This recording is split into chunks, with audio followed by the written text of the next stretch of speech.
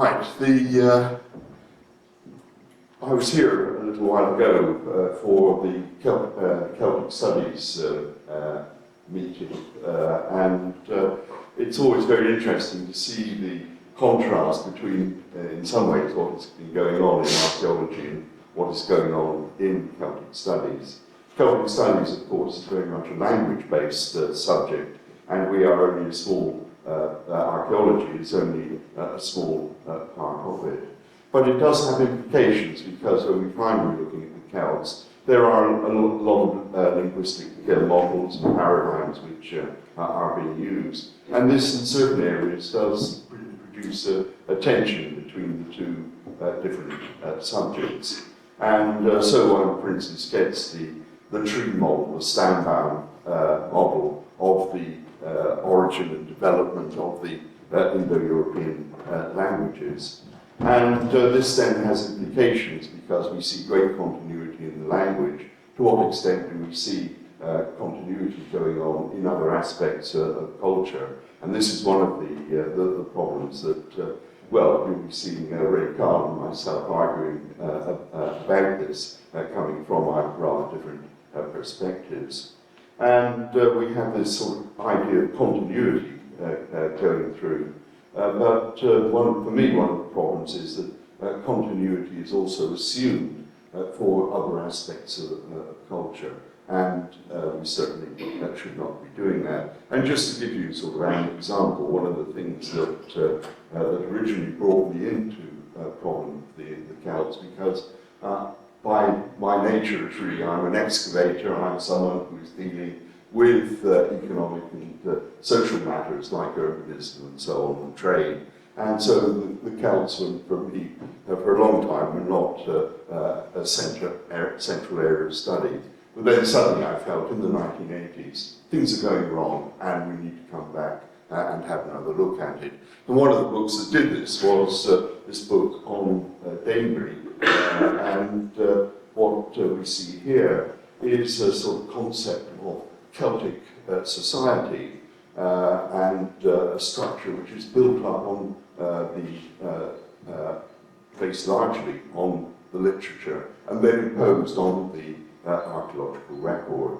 So the idea that one's got a hierarchical society with a king or chief at the top and then various grades.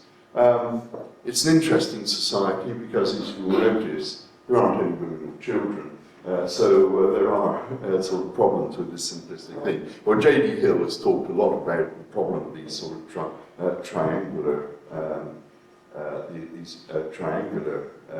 structures, and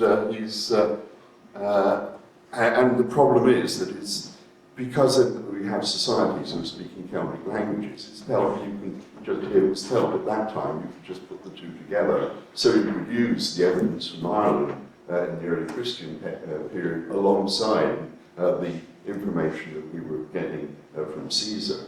So this contrast between, or this molding together of what was an urbanized society in Gaul and what was a very different sort of society in Ireland.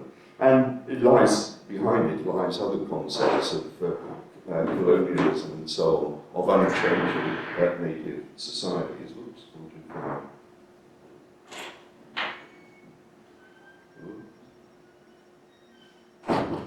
And it's this figure which sort of in many ways absolutely characterizes this. This is the Celtic warrior from the Andover Museum, where the Danebury material is displayed. And it was put on the cover of a popular magazine, archaeological magazine, only about 3 or 4 years ago.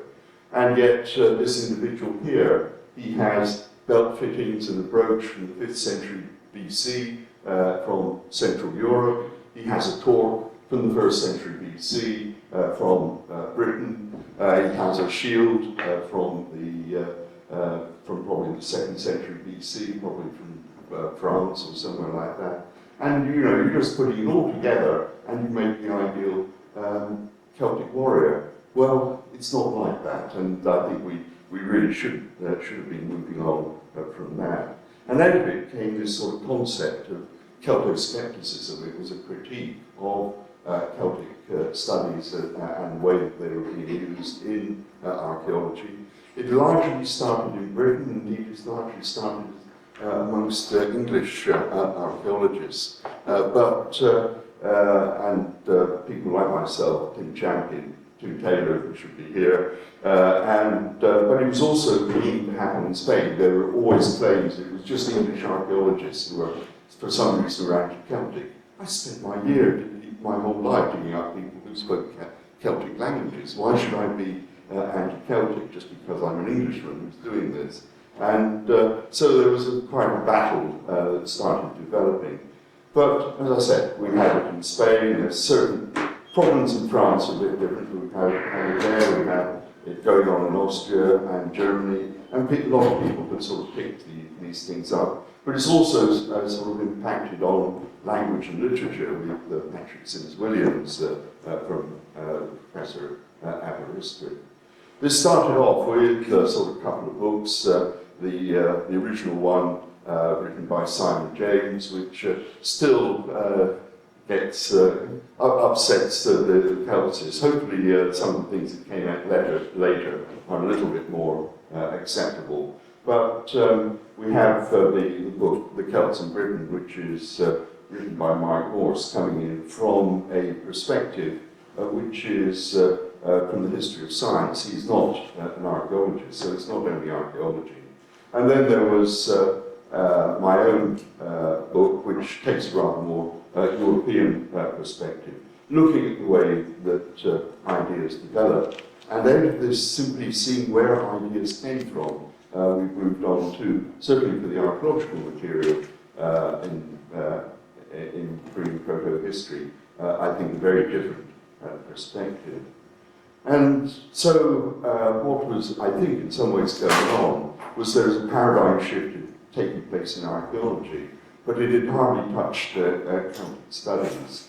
And so, as archaeologists, I belong to the new archaeology generation, we're rejecting the sort of philology-based culture history approach of Cossina and Child and so on, and concepts like culture groups and culture, and racial, and their concern with racial origins. And I use the word racial very specifically there because it's very different from talking about ethnicity.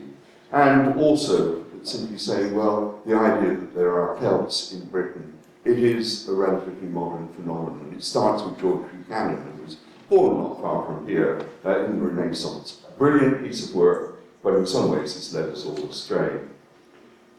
And from that one, we started getting maps like this, where people were talking about the origin and the spread of the Celts. And, well, yesterday I was dealing with the art and looking at the way in which that played a part in the idea that somehow the Celts originated in southern Germany and then started spreading out during the Lockdown period. When we look at the data, it just doesn't fit at all. And I was working in areas where this map just was obviously wrong.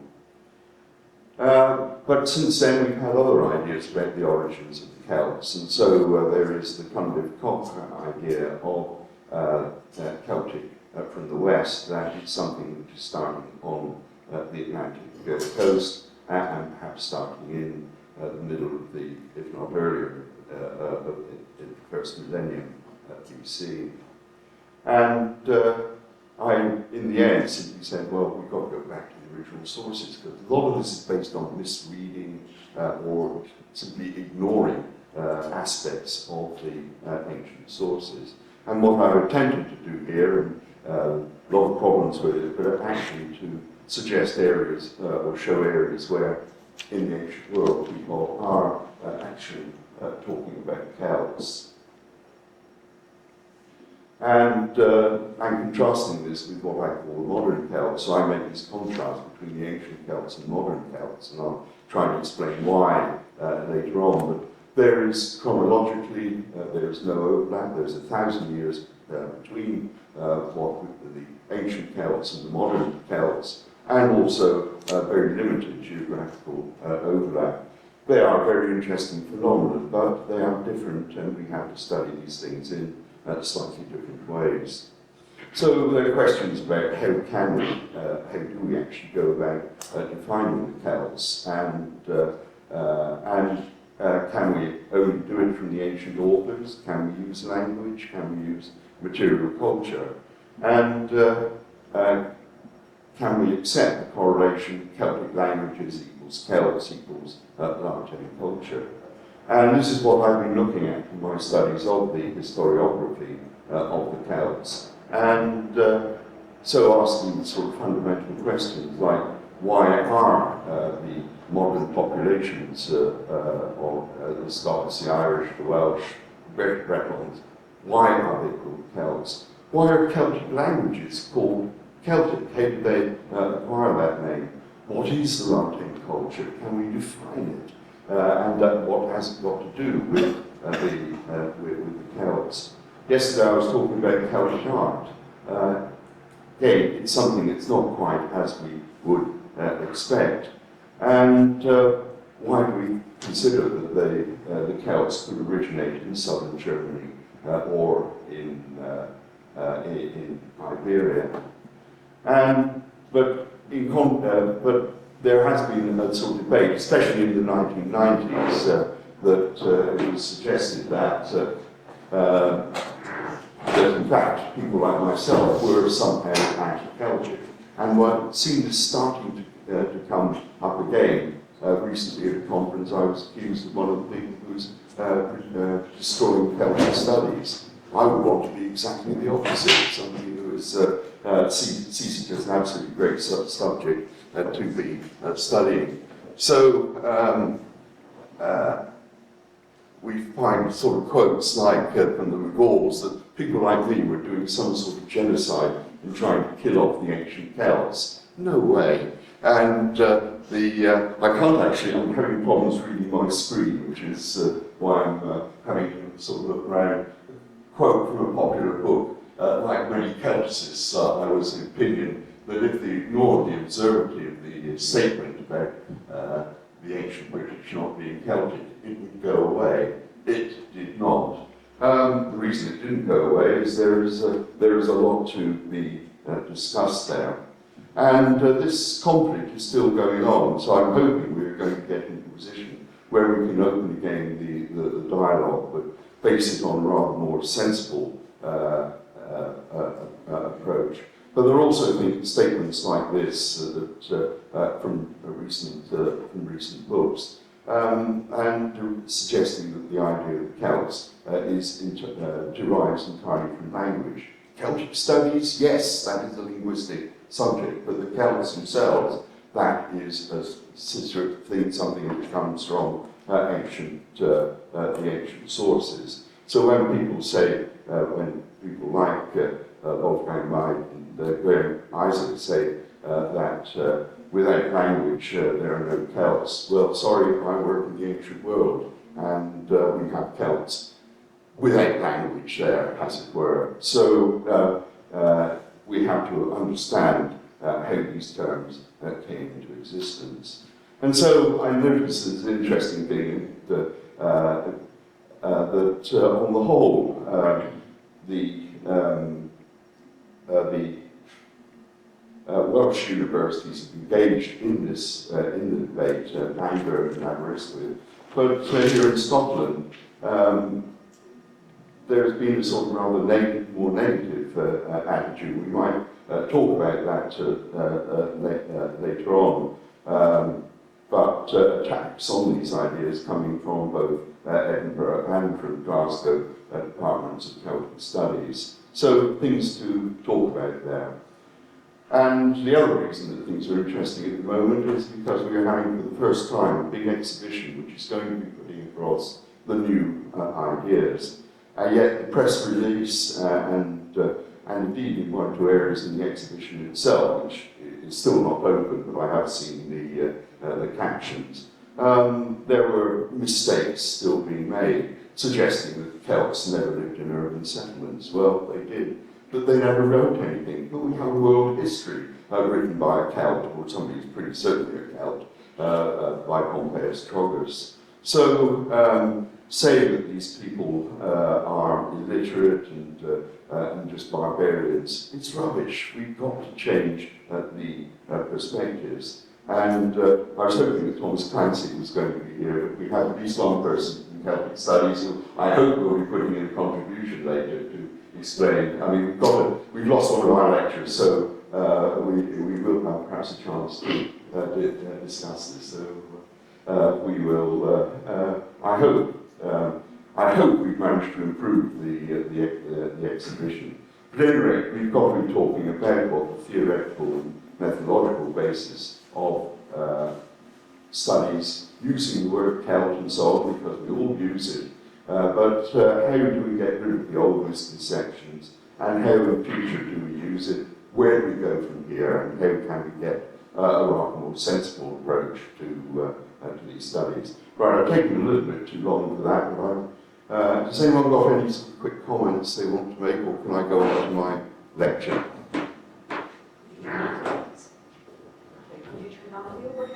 That might be an idea. That's nice. Might help me as well.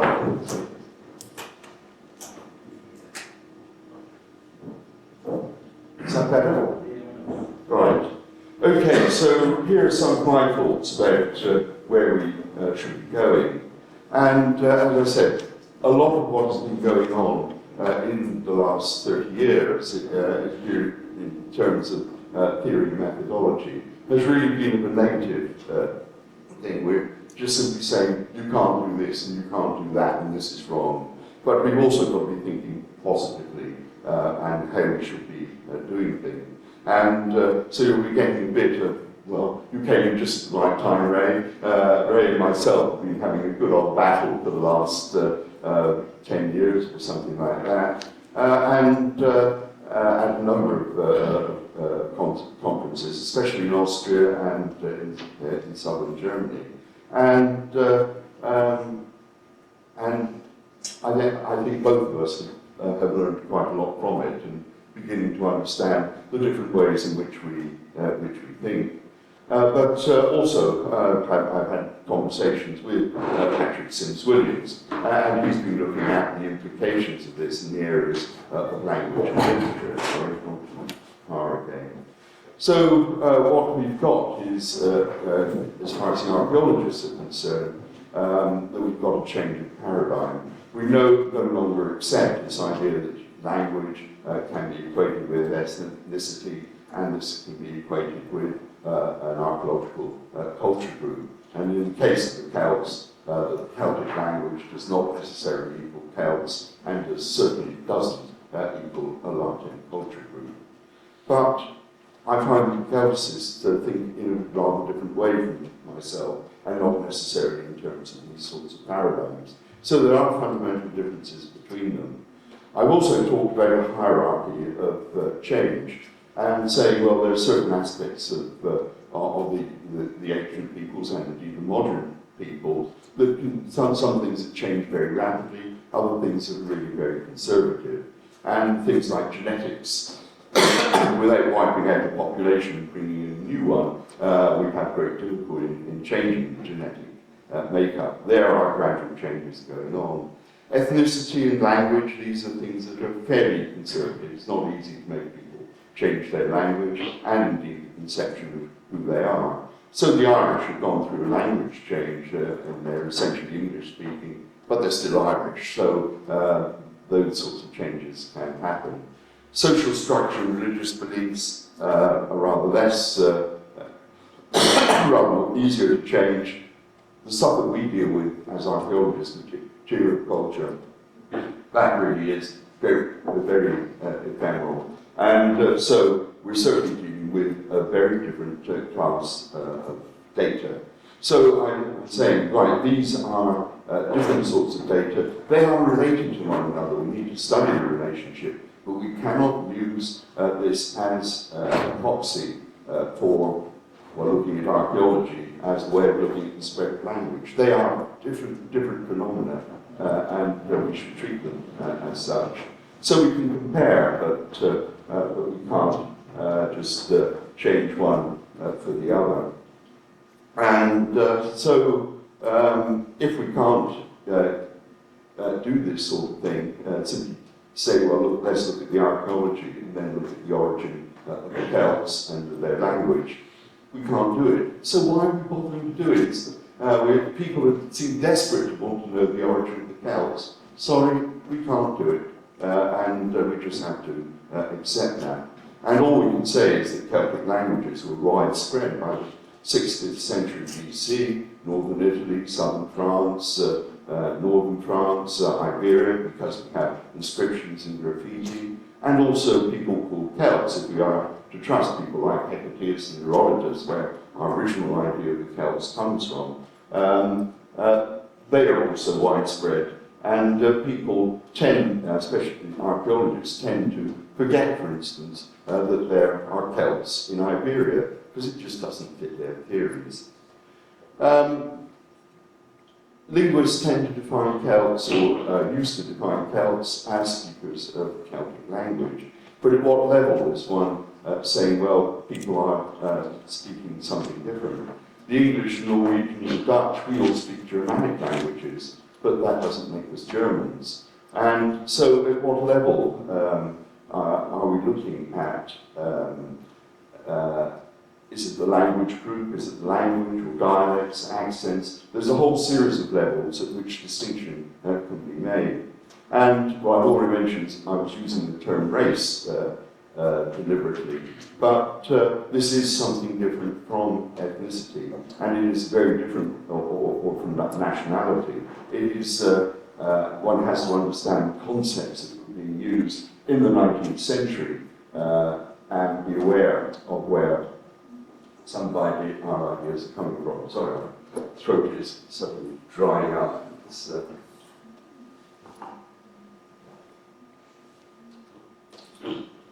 I also feel we need to make a distinction between the ancient and modern Celts. They are different phenomena and they are related, but we have to study them in rather different ways. And so we have the ancient Celts really from 500 BC to about 500 AD, people like Siderius Apollinaris, and then we have the modern Celts who really start coming into existence around, well, in the Renaissance. So as we've already said, there is a 1,000-year gap between them, and there's virtually no geographical overlap. How do we define the modern Celts?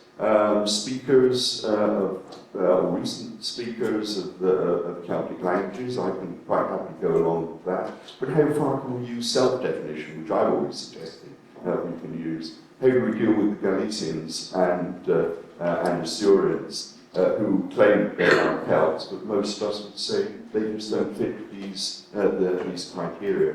Who actually makes the decision? I once said, tongue-in-cheek, perhaps the organisers of the Lorient festival in Brittany may not be quite so stupid as that. We also have this problem of using the idea of defining the Celts as people who are speaking the language in the ancient world. We have to recognise that there was no classification of languages in the ancient world. And so when people talk about languages, they were named after people who spoke them. And we have, as people who are dealing with the ancient history, we have problems with people who are speaking Celtic languages, but who are not referred to as Celts. People who are called Ligurians or Germani.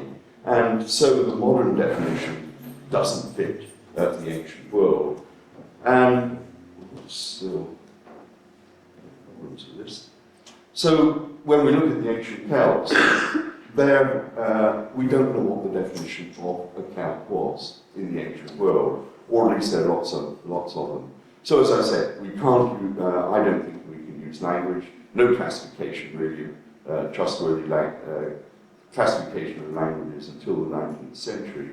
And as I said, the language is named after the people. So the people in Britain, they're never said to be speaking a Celtic language, they're speaking Lingua Britannica. And then to just characterize this problem, this problem, the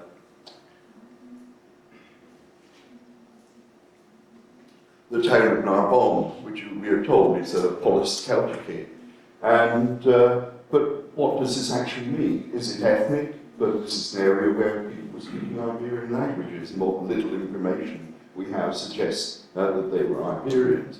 Or is it just geographical in Gaul? Or is it administrative in the Roman province of Narbenese Gaul?